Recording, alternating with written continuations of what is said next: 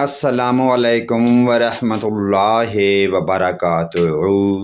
اعوذ باللہ من الشیطان الرجیم، بسم اللہ الرحمن الرحیم۔ نیا پھل کھانے کی دعا۔ جب آپ نیا پھل کھائیں تو یہ دعا ضرور پڑھیں۔ جب نیا پھل سامنے آئے تو یہ دعا ضرور پڑھ کر کھائیں۔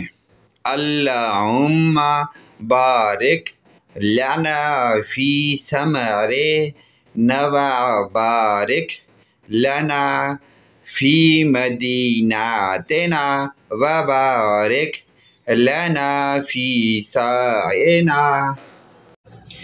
اے اللہ، برکت دیجئے ہمارے پھلوں میں اور برکت دیجئے ہمارے شہر میں، اور برکت دیجئے ہمارے ناپ میں، اور برکت دیجئے ہمارے پیمانے میں۔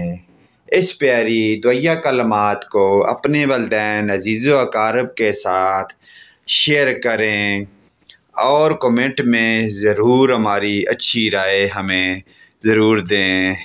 اللہ پاک کی ذات جزائے خیر عطا فرمائے۔